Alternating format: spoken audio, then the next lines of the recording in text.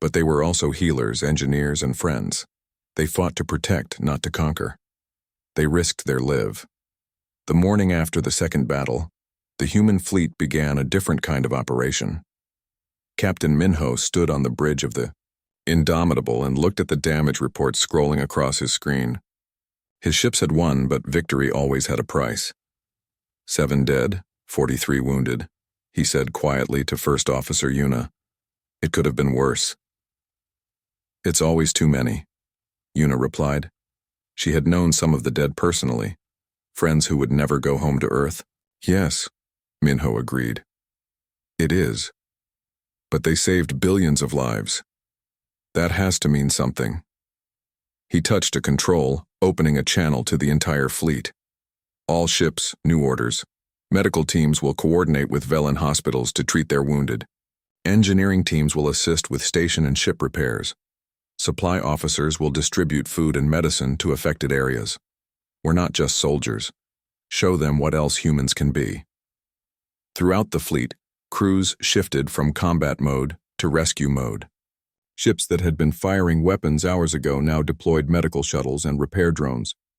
On the planet below, Velen civilians were emerging from shelters, looking at a sky that was safe for the first time in weeks. The Krethik were gone. The nightmare was over. And strange aliens called humans had saved them. Dr. Nari organized the medical response from the Indomitable's sick bay. She had worked for 36 hours straight, treating human wounded, and now preparing to help the Velen. Her eyes were tired, but her hands were steady. Load the medical supplies into shuttles, she ordered her team. Bring everything we can spare. The Velen hospitals are overwhelmed. Doctor, you need to rest, one of her assistants said gently. Later, Nari replied, drinking something black and hot from a cup. The Velen who saw it later would learn it was called coffee, a human drink that contained a stimulant drug. People need help now. She led a team down to Velis Prime, landing at the largest hospital in the capital city. The Velen doctors met them with gratitude and desperation. Their facilities were full of wounded civilians and soldiers. Medical supplies were running low. They had been at war for too long. Nari walked through the hospital, examining patients and making quick decisions. Her training had prepared her for this. Human medicine was advanced because humans got hurt often on their dangerous world. They had learned to heal injuries that would be fatal to most species. This patient has internal bleeding, she told a Velen doctor. Do you have the capability to perform surgery? We're not sure, the alien doctor admitted. We've never treated this kind of injury before. Then I'll do it, Nari said simply. She scrubbed up and entered the operating room. The surgery took 4 hours. The patient was a young Velen female who had been injured when a Krethik missile hit her building. Nari worked carefully, adapting human surgical techniques to Velen biology. It wasn't easy, but she made it work. When she finally stepped out of the operating room, exhausted but successful, she found a crowd waiting. More patients, more injuries, more people who needed help. Okay, she said, drinking more coffee. Who's next? She would work for another 48 hours before her team finally forced her to rest. By then, she had personally treated over 60 patients and taught Velen doctors new techniques that would save countless more lives.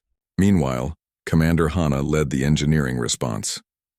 Her teams spread out across the system, repairing damaged stations and ships. They worked in conditions that terrified the Velen but seemed normal to humans. One repair team had to fix a station's power core that was in danger of exploding. The radiation levels were deadly. A Velen engineer would need heavy protective gear and could only work for a few minutes at a time. The human team, led by engineer Junho, put on their suits and went to work. The suits protected them from the worst of the radiation, but they would still absorb dangerous doses. They knew it and went anyway. How long can you work in there? A Velen station manager asked nervously. Long enough, Junho replied. Don't worry, we've done this before. He and his team worked for 3 hours straight, bypassing damaged systems and rerouting power. By the time they finished, they had all received radiation doses that would make them sick later. But the power core was stable, and 3,000 Velen civilians were safe. When they came out, Junho's hands were shaking slightly. Radiation poisoning was already affecting him. But he smiled at the worried Velen station manager. "All fixed," he said. "The core will hold now. Get your people back home." Medical Officer Nari treated Junho and his team later, giving them drugs to help their bodies fight the radiation damage. They would recover, but it would take time. "You didn't have to expose yourselves like that," Nari scolded gently as she worked. "Yeah, we did," Junho replied. "Those people needed help.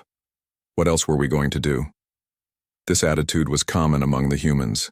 They took risks that seemed crazy to the Velen, but to the humans it was just normal. Their entire history was about taking risks to save others. But the Velen also began to see that humans paid a price for their strength. Not all scars were visible. Specialist Aaron was one of the youngest members of the fleet, only 22 years old. She had fought in both battles, operating a weapons station with skill and courage. But at night, she couldn't sleep. Ambassador Telix found her sitting alone in an observation room, staring out at the stars. She looked tired and sad. "Are you all right?" he asked gently. Aaron jumped slightly, then relaxed when she saw who it was. "Sorry, Ambassador, I'm fine. Just couldn't sleep." "Because of the battle?" "Because of a lot of things," Aaron admitted. She was quiet for a moment, then continued. "This wasn't my first fight. I was at the Titan colony 3 years ago when raiders attacked. I killed people there. I've killed people here. And I know I had to do it. I know we saved lives. But that doesn't make it easier." Telix sat down beside her. He had never really understood human psychology, but he was learning. "You have what humans call trauma?" "PTSD, yeah," Aaron said. "Post-traumatic stress disorder. A lot of soldiers have it. We see terrible things, do terrible things, even if they're necessary. It marks us, changes us." "I'm sorry," Telix said softly. "Don't be," Aaron replied. She managed a small smile. "I chose this life. I serve because I believe protecting others is important. The cost is worth it. I just wish the cost wasn't so high sometimes." Later, Telix learned that many humans carried similar burdens. Sergeant Siak, the Marine with prosthetic limbs, had lost his original ones saving civilians from a burning building. He had nightmares about the people he couldn't save. Commander May. Hana had lost her entire family in a disaster when she was young, which was why she worked so hard to protect others now. Even Captain Minho carried scars.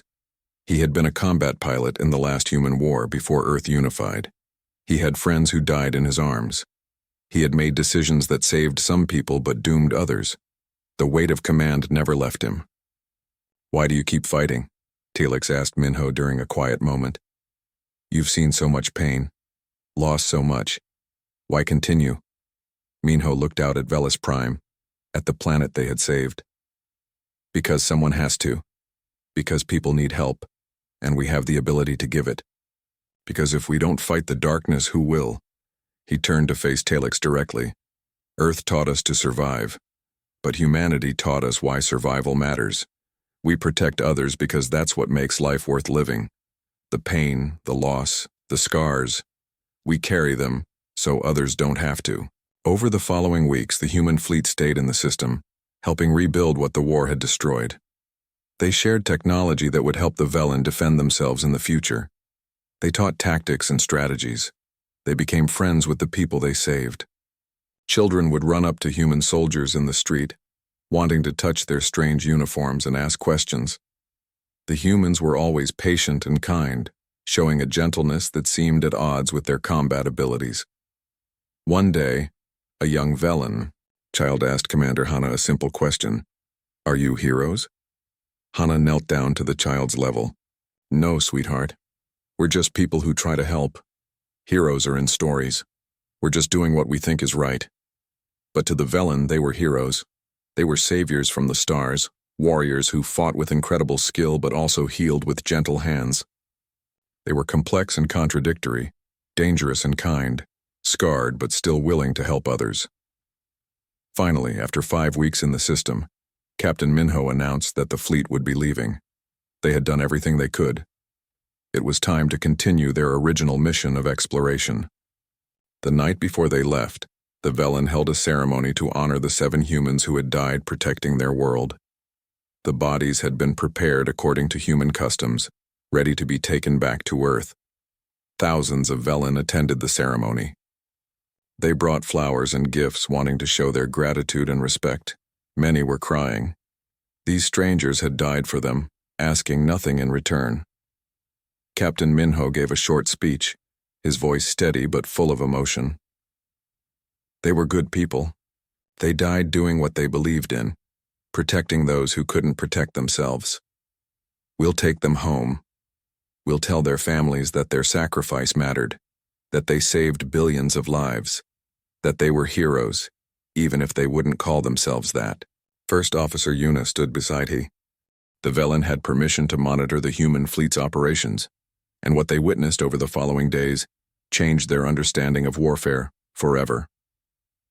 3 days after the first battle, Krathik scouts returned to the system. They found the human fleet still there, protecting Velis Prime. The scouts reported back to their swarm, and within hours, a larger Krathik force arrived. This time they brought 600 ships, determined to crush the humans and finish what they started. In the command center of the Indomitable, Captain Minho studied the tactical display with calm eyes. Around him, his crew worked with practiced efficiency, showing no signs of panic despite being outnumbered 20-1. "They're trying to surround us," First Officer Yuna reported. "Classic swarm tactics. They'll attack from all sides at once." "Expected," Minho said. He touched a control on his chair. "Tactical Officer June, initiate Protocol 7. Across the fleet, human ships began moving into seemingly random positions. The Velen observers couldn't understand the formation. It looked disorganized and weak. "What are they doing?" Wessex asked Telix. They were watching from a monitoring station on Velis Prime. "That formation has no defensive strength." "I don't know," Telix admitted. "But remember what we learned about them. Humans don't do things without reason." The Krathik fleet closed in, sensing an easy victory. Their ships spread out in a massive sphere, preparing to attack from every direction at once. It was a tactic that had never failed them before. Then the human ships started having problems, or at least, that's what it looked like. Several vessels suddenly went dark. Their engines shut down, their weapons powered off. They drifted helplessly in space like dead metal. The Krathik took the bait immediately. They redirected their closest ships toward the disabled human vessels, eager for easy kills. This was exactly what they wanted to see. "The humans are in trouble," an officer said in the Velen command center. "Their systems are failing." But Telix had watched these humans before. "Wait," he said quietly. "Just wait." The Krathik ships closed in on the first disabled human vessel. They were less than a kilometer away when the human ship suddenly exploded back to life. Every weapon fired at once. The 3 nearest Krathik ships were destroyed instantly, torn apart by concentrated fire. At the same time, the other disabled human ships powered up. But they hadn't been alone. While the Krathik focused on the apparently helpless vessels, other human ships had moved into position behind them, hidden by debris and electronic interference. It was a trap, and the Krathik had walked right into it. "All ships execute," Minho ordered calmly. The battle became chaos for the Krathik, but looked like a planned dance for the humans. Every move was coordinated. Every attack was timed perfectly. Inside the weapons bay of the Indomitable, Specialist Sora prepared her primary weapon system. She was young but experienced, with steady hands and sharp eyes. "Kinetic bombardment ready, Captain," she reported. "Target their command ships," Minho ordered. 3 round burst. Sora's fingers moved across her controls. The ship's railgun system charged up, using powerful magnets to accelerate solid metal rods to a fraction of light speed. No explosives, no energy signature, just pure kinetic force. She fired. 3 metal rods, each about 2 meters long, shot from the ship at incredible velocity. They crossed the distance to the Krathik command vessels in seconds. The Krathik shields were designed to stop energy weapons and missiles. They did nothing against solid projectiles moving that fast. The first rod punched through a command ship's bridge like it was made of paper. The second and third followed, tearing through critical systems. The massive alien vessel broke apart, destroyed by simple physics. Direct hit, Sora confirmed. Target destroyed. Good shooting, Minho said. Continue firing at opportunity. Throughout the fleet, other human ships were using their own unique weapons and tactics. Lieutenant Hyun led a squadron of smaller, faster vessels. They darted between enemy ships too quick for the Krethik to target effectively. Music ready? Hyun asked his crew. Ready, sir. Play it loud.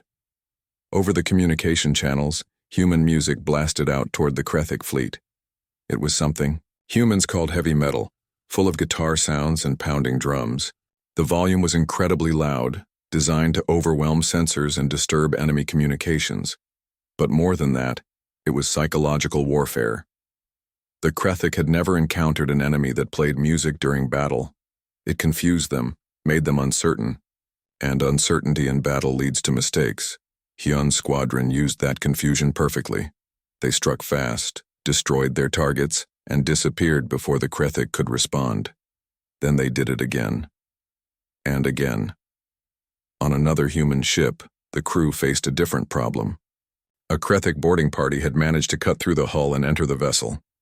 20 alien warriors pushed into the corridor, armed and dangerous.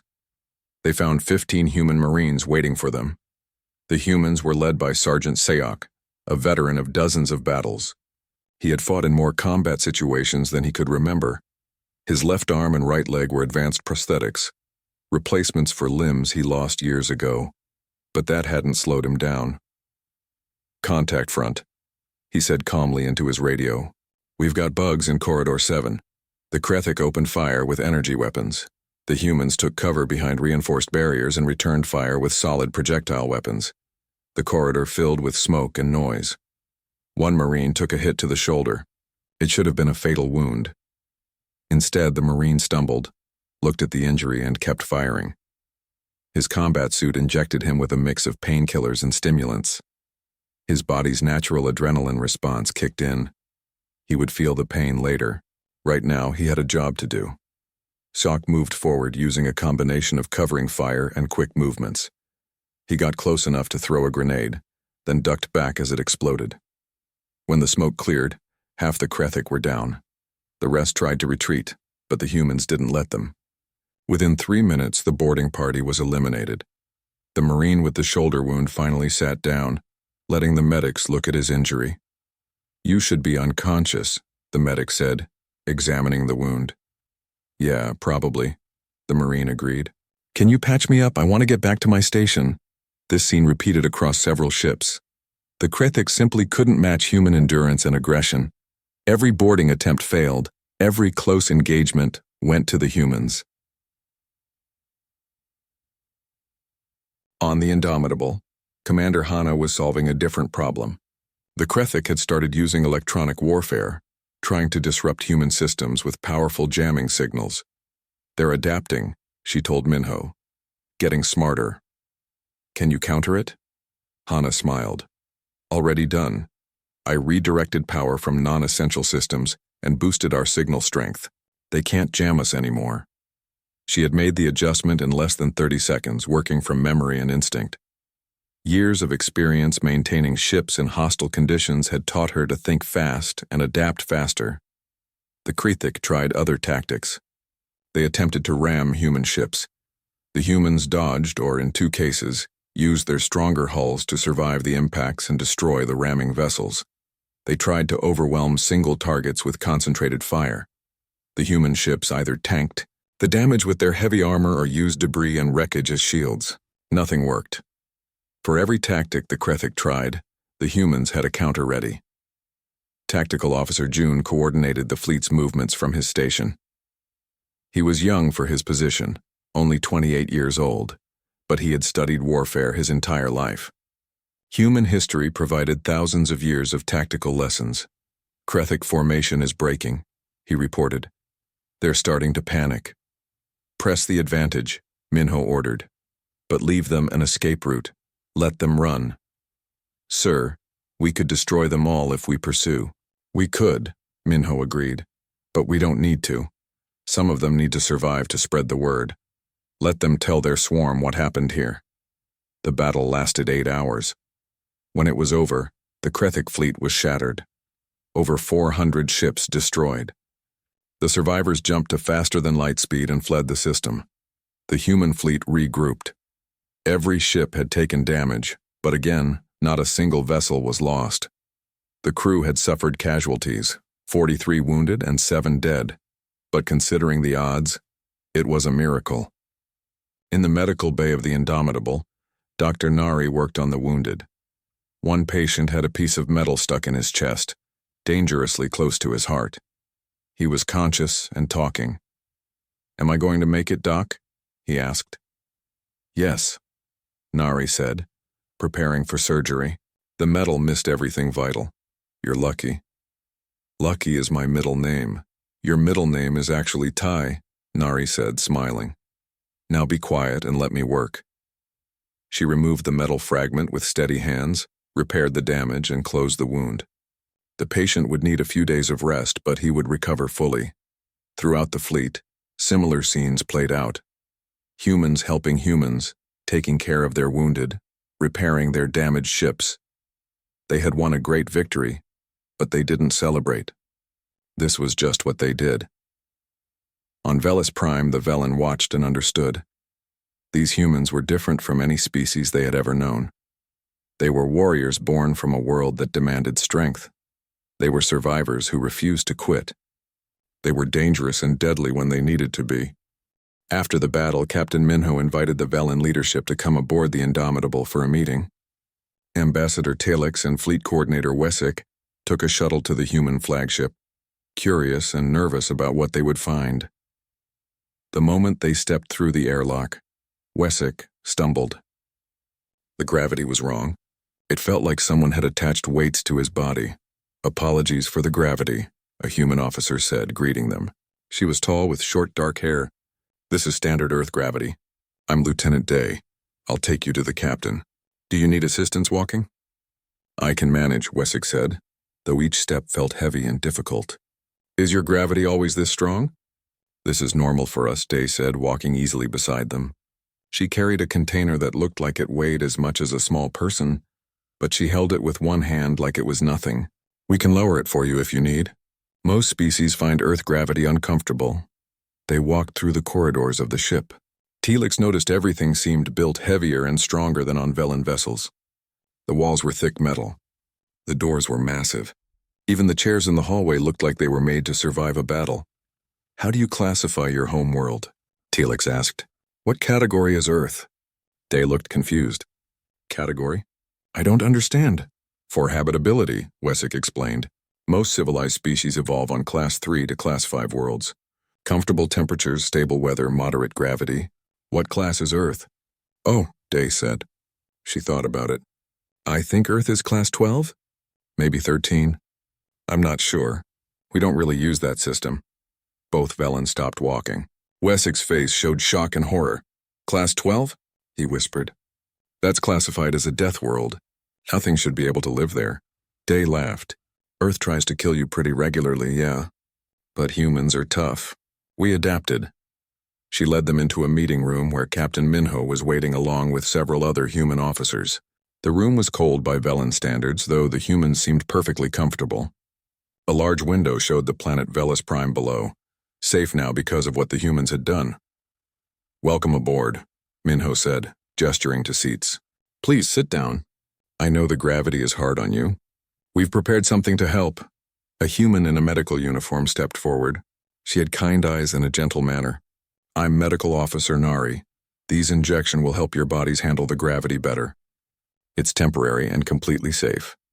After receiving the injections, Telix and Wessick found it easier to move. They sat down carefully on the reinforced chairs. "Thank you for saving our world, Captain," Telix said. "We are forever in your debt. But I must confess we don't understand. Who are you? Where do humans come from? Why aren't you in the Galactic database?" Minho leaned back in his chair. "We're from a planet called Earth, about 600 light years from here. We've been exploring space for about 200 years now, but we've stayed in our own region mostly. We didn't know there was a larger galactic community until we picked up your distress signal." 200 years, Wessick said. "That's nothing. Most species take thousands of years to develop faster than light travel. How did you advance so quickly? A female officer with long dark hair spoke up. She wore the uniform of a commander. Necessity, she said simply. I'm Commander Hana, chief engineer of this fleet. Humans had to advance quickly because our world kept trying to kill us. We learned fast or we died. What do you mean? Telix asked. Hana pulled up a display showing Earth.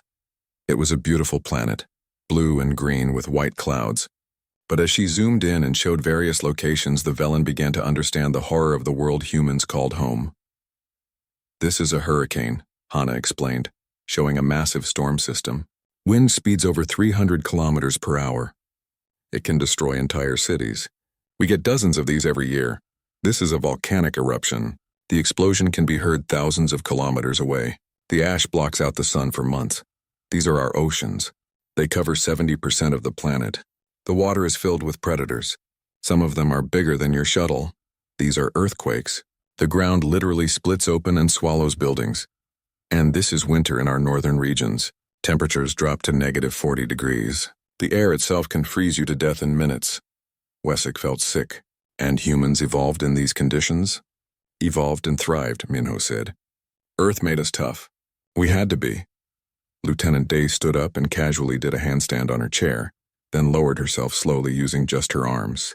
The gravity made us strong. We can carry heavy loads and fight for hours without tiring. Medical Officer Nari added, the diseases on Earth made our immune systems incredibly powerful. We can survive infections that would kill most species within hours. Another officer spoke up, a man with calm eyes named Taiyang. He was the second in command of the entire fleet. But the worst thing Earth did to us was the constant competition. Humans didn't just fight the planet. We fought each other. For thousands of years we were at war, tribe against tribe, nation against nation. We learned every way possible to hurt and kill each other. That sounds terrible, Telix said softly. It was, Taiyang agreed, but it also taught us how to fight better than anyone else. We know tactics and strategy that most peaceful species never developed. We understand war because we lived it for our entire history. About 300 years ago, we finally unified, Minho continued. We stopped fighting ourselves and started working together. We began exploring space, but the skills we learned from thousands of years of warfare didn't disappear. We just redirected them. Wessex was starting to understand. You're not just warriors. You're survivors. Everything about your species was designed by your world to overcome impossible challenges. Exactly, Hana said. Earth gravity makes us strong. Earth weather makes us adaptable. Earth predators make us cautious. Earth diseases make us resilient. And human history makes us dangerous when we need to be. Nari pulled up medical data. This is a comparison of human biology versus average galactic biology. Our bones are 3 times as dense. Our muscles are 4 times as strong. Our reaction time is twice as fast. We heal from injuries that would be fatal to most species. We also have something called adrenaline, Day added. When we're in danger, our bodies produce a chemical that makes us faster, stronger, and resistant to pain. A human running on adrenaline can keep fighting even with serious injuries. Telix remembered seeing human soldiers during the battle who should have been in medical bays but were still fighting. Now he understood why. There's something else, Taiyang said quietly. Humans have a trait that Earth selected for very strongly. We don't give up, ever. You can hurt us, knock us down, even nearly kill us. We just get back up and keep going. It's not really logical. It's just how we're built, Minho nodded. Our planet tried everything to destroy us. Storms, predators, diseases, climate changes, even asteroid impacts. We survived all of it. We kept adapting, kept learning, kept fighting. That's what humans do. We survive. The room was quiet for a moment. Telix and Wessex were beginning to grasp the terrible truth about humanity. They hadn't called for help from a normal species. They had accidentally contacted something much more dangerous. Are all Deathworld species like you? Wessex asked. We don't know, Minho admitted. We've never met another Deathworld species. Earth might be unique, or there might be others out there even tougher than us. The galaxy is a big place, Telix thought about that. If there were other species like humans, stronger and more dangerous, what would that mean for the peaceful civilizations? I have to ask, Telix said carefully. Why did you help us? You don't know us. We can't offer you anything valuable. Why risk your lives for strangers? Minho smiled, and this time it was warm and genuine. Because you asked for help. Because it was the right thing to do. Humans might be warriors, Ambassador, but we're not monsters. We know what it's like to be desperate and afraid. We know what it's like to face extinction. When we heard your message, we couldn't ignore it. We came from a world that tried to kill us, Hana added. Maybe that's why we value life so much. We know how hard it is to survive. Taeyang stood up and looked out the window at Velis Prime. The galaxy doesn't know about humans yet. You're the first civilization we've made contact with. What you saw today, the battle, that's going to change things. Word will spread. Are we in danger from you? Wesik asked bluntly. No, Minho said firmly. We're explorers and peacekeepers, not conquerors. We want friends, not subjects. But you should know that not everyone will be happy to learn that humans exist. Some species might fear us. Others might want to test us. What happens then? Talix asked. Minho's expression became serious. Then we'll deal with it. The same way we've dealt with every challenge Earth threw at us. We'll survive, adapt, and overcome. As Talix and Wesik prepared to leave the Indomitable, they carried with them a new understanding. The galaxy had been peaceful because its species were peaceful by nature, but now there was a new player, forged by a world of endless challenges. The question wasn't whether humans could fight. The battle had answered that. The real question was what would happen now that the galaxy knew humans existed, and whether anyone else was ready for a species that refused to accept defeat. The sensors lit up all at once. 37 ships appeared at the edge of the Velis Prime system, coming out of faster-than-light travel in perfect formation. Fleet Coordinator Wesik stared at the readings on his screen and felt his hope die. Only 37 ships, he said quietly. That's all? The command center fell silent. Everyone had been praying for a fleet, for hundreds of ships, for an army that could turn the tide. Instead, they got 37 vessels.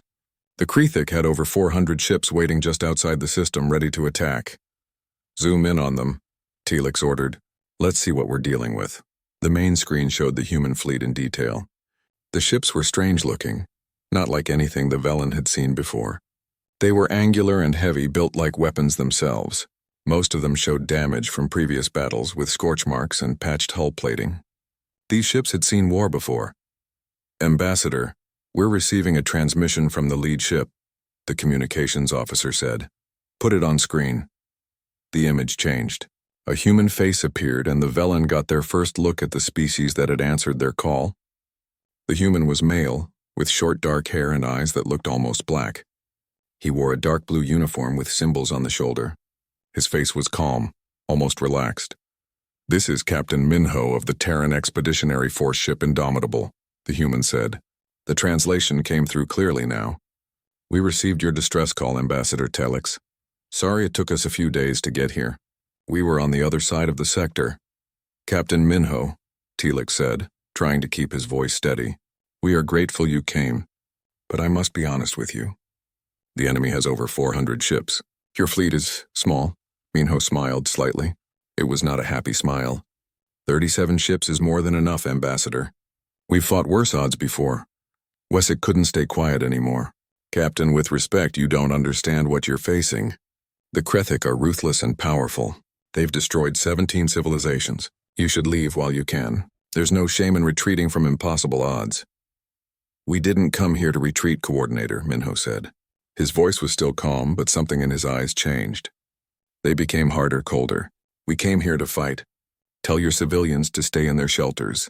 This is going to get loud. Another human appeared next to Minho on the screen. She was female, with long dark hair tied back. Her uniform had different symbols that marked her as a high-ranking officer. Captain, the Krethik fleet is moving, she reported. They've detected us. They're forming up for an attack. Good, Minho said. First Officer Yuna, signal the fleet. Attack pattern Delta 4. Let's show them what humans can do. Yes, sir. Yuna's face showed excitement, not fear. She actually looked happy about the coming battle. Talix felt sick. These humans were going to die, and they didn't even seem to care. They were flying toward their deaths with smiles on their faces. Captain, please reconsider, Telix begged. You don't have to do this. We can evacuate more people if you buy us time. You don't have to die here. Minho looked directly at him through the screen. Ambassador, we're not going to die here. The Krethik are. Now, if you'll excuse us, we have work to do. The transmission ended. On the tactical display, the Velen watched as the human fleet accelerated toward the Krethik swarm. The alien ships were already moving to intercept, spreading out in their typical attack formation. 400 ships against 37. It was going to be a massacre. Should we send our remaining ships to help them? An officer asked. Wessex shook his head slowly. No, our ships wouldn't make any difference. All we can do is watch and record their sacrifice. But as the fleets closed on each other, something strange happened. The human ships didn't slow down. They didn't try to form a defensive line. Instead, they sped up, moving faster and faster, driving straight at the center of the Krethik formation. What are they doing? Someone asked. That's suicide. The Krethik seemed to think the same thing. The alien ships tightened their formation, preparing to surround and destroy the small human fleet. It was exactly what they had done to every other fleet that faced them.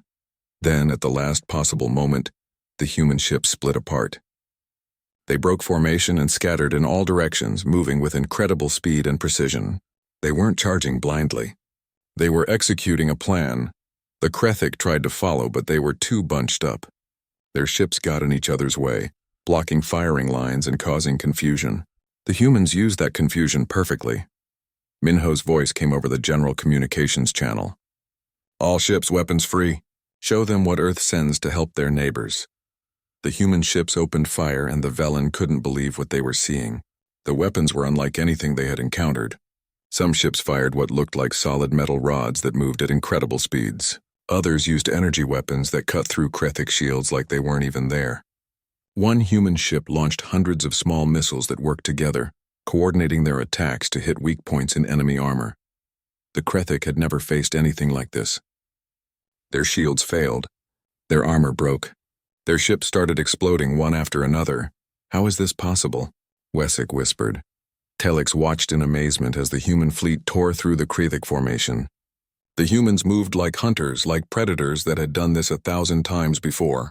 Every action was precise. Every shot counted. There was no wasted movement. No hesitation. A group of Krethik ships tried to surround one of the human vessels, a smaller ship that had gotten separated from the others. The Velen thought it was finished. But the human ship suddenly went completely dark. All power seemed to shut down. It just drifted in space like a dead hulk. The Krethik took the bait. They moved in close, preparing to finish off what they thought was a disabled enemy. Then the human ship roared back to life. Its weapons fired at point-blank range, destroying 3 Krethik vessels in seconds. The other alien ships tried to pull back, but 2 more human ships appeared from behind a debris field, catching them in a crossfire. They faked the power failure, an officer said in disbelief. They tricked the enemy. Over the next hour, the battle continued. The humans used tactics the Krethik had never seen. They set traps. They used the debris from destroyed ships as cover. They even played some kind of loud music over their communications channels during attacks. Strange sounds that seemed designed to disturb and confuse the enemy. The Krethik tried to adapt, but the humans were always one step ahead. Every time the aliens changed their tactics, the humans already had a counter ready. Inside the Indomitable, First Officer Yuna coordinated the fleet with calm efficiency. Her voice was steady as she gave orders and responded to reports from other ships. The Krethik are trying to retreat, she told Minho. Should we let them go? Minho thought for a moment. Let some escape. They need to tell others what happened here. Send a message to the fleet. Push them out of the system, but don't pursue past the outer markers. Yes, sir. 6 hours after it started, the battle was over. The Krethik fleet was destroyed or fleeing. Over 250 enemy ships were gone, turned into wreckage floating in space. The surviving Krethik vessels jumped to faster than light speed and disappeared, running away as fast as they could. The human fleet regrouped near Velis Prime. They had taken damage, but not a single human ship had been destroyed. Not one. In the command center, the Velen stood in shocked silence. They had just witnessed the impossible. 37 ships had defeated 400. What are these humans? Wessex asked quietly. Telix didn't have an answer, but he knew one thing. The galaxy had just discovered something new and terrifying. Somewhere out there, beyond the edge of known space, lived a species that knew how to fight like nothing else in the universe, and they had just announced themselves in the loudest way possible. The stars burned outside the observation window, but Ambassador Telix could barely see them through the smoke. Another explosion rocked the station, and he gripped the console to stay standing. His 4 hands moved across the controls, trying to find any good news. There was none. "Ambassador, the defense fleet is down to 12 ships, his aide reported. Her voice shook with fear. "The Krethic have brought another wave. Over 100 vessels this time." Telix felt his heart sink. The Velen Confederation had ruled this sector of space for 3,000 years. They were peaceful, intelligent, and proud. They had built beautiful cities on 7 worlds. They had created art and music that brought joy to billions. They had never wanted to hurt anyone. Now they were dying. The Krethic swarm had appeared 6 months ago from the dark space beyond the outer rim. No one knew where they came from. No one understood their language or their goals. They simply attacked, consumed, and moved on. World after world fell to their endless ships. The Krethic fought without fear, without mercy, and without stopping. The Velen tried to defend themselves. They had weapons, but they were designed to scare away pirates and protect borders. They were never meant for real war. The Krethic had weapons made for killing, and they knew how to use them. "How long until they reach the civilian transports?" Telix asked. 2 hours, maybe less. Telix closed his eyes. 2 hours. In 2 hours, the last ships carrying Velen children and families would be caught. The Krethic would destroy them just like they destroyed everything else. There would be no mercy. There would be no survivors. He had tried everything. The Confederation sent messages to every species they knew, begging for help. The Torvan Empire said they were too far away. The Hexid Unity said they had their own problems. The Drellian Republic sent sympathy, but no ships. Everyone was sorry, but no one would help. "Ambassador, we need to evacuate you," his aide said. "There's a shuttle waiting." "No," Telix said quietly. "I'm not leaving." "Not yet." He turned back to the communications console. His hands moved across the controls, pulling up the long-range transmission system. It was old technology, something the Confederation rarely used anymore. It could send a message far into space, much farther than normal systems, but it took a lot of power, and there was no way to aim it properly. The message would just scatter into the void, reaching anyone or no one. "What are you doing?" his aide asked. "Sending one last message," Telix said. "Into uncharted space, but there's nothing out there. No one lives in that region. Our scouts found nothing but empty systems and dead worlds." "I know," Telix said. He kept working, setting up the transmission. "But maybe we missed something. Maybe someone is listening." The station shook again. The lights flickered and went dark for a moment before the emergency systems kicked in. Telix could hear screaming in the corridors outside. People were panicking now. The end was close. He finished setting up the message. His hands hovered over the transmission button. What should he say? What words could possibly matter at a time like this? Telix decided to keep it simple. He spoke clearly into the recorder. "This is Ambassador Telix of the Velen Confederation. We are under attack. Our worlds are burning. Our people are dying. We have no one left to call. If anyone can hear this message, please help us. We are not warriors.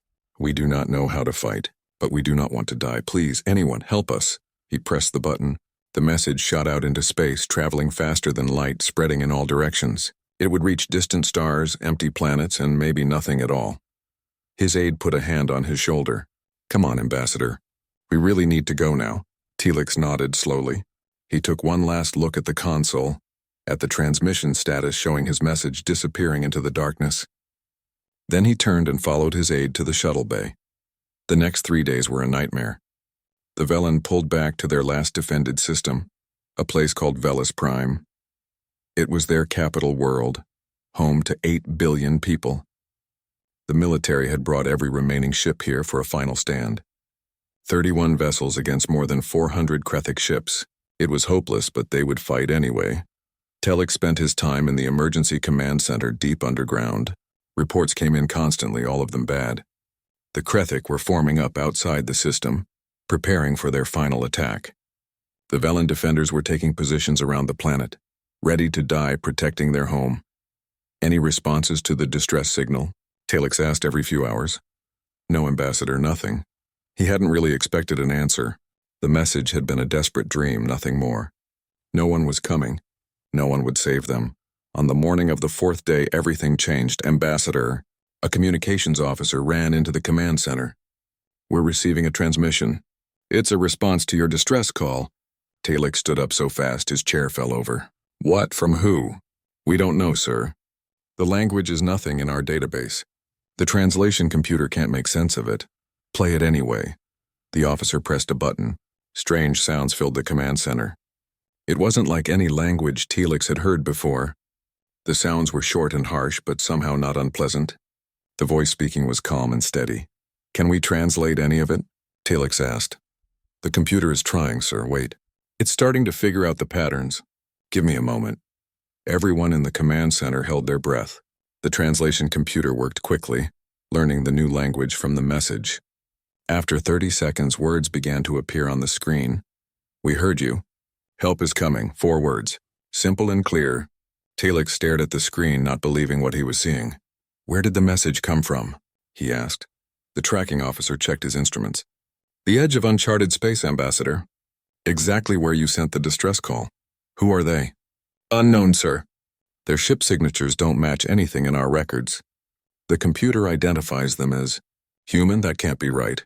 There's no species called human in the galactic database. How far away are they?" "According to the transmission timestamp, they're already here, sir. They should be dropping out of faster-than-light travel in the next few minutes." Telix felt hope for the first time in days. Someone had answered. Someone was coming to help. But who were these humans? And could they really make a difference? He was about to find out.